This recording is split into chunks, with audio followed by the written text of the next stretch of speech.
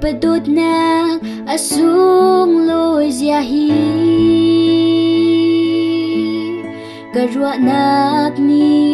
aphan khâu shrim lo em Kemit lam tling lo câu hi mo aga giang pha i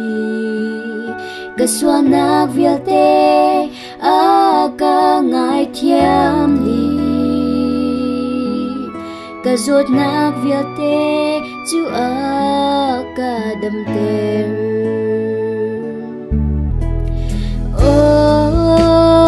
Boy padot na asung loi ziahi karwa nak ni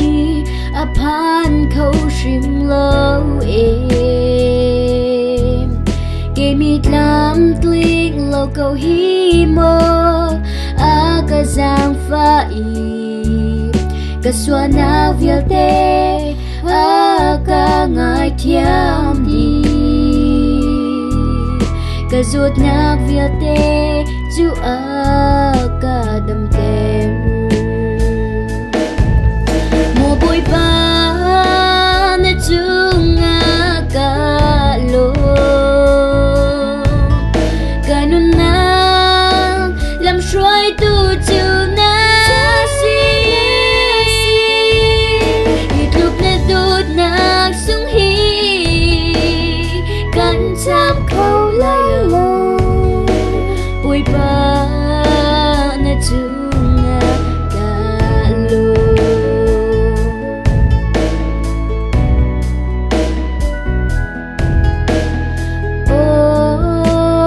boy padot na o atlum ziahi kamhur kani kapwang thiam shrim lo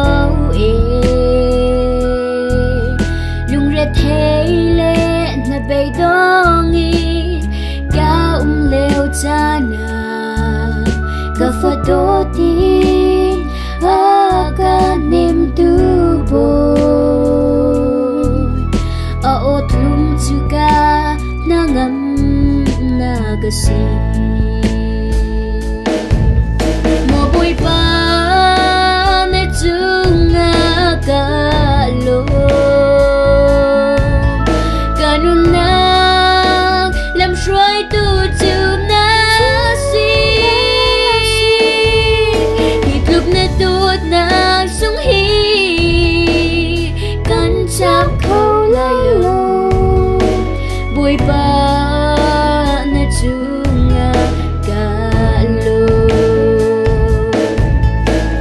swa thon na chung ina ka chwa chang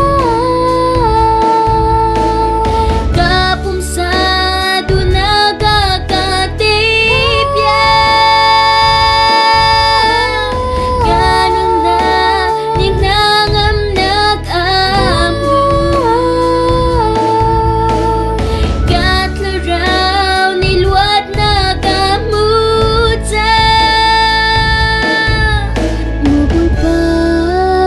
na chunga ka lo kanun na lam shroi tu chu na si hitluk na dot nak sung hi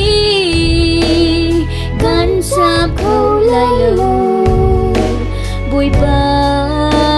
na chunga ka lo hitluk na dot nak sung hi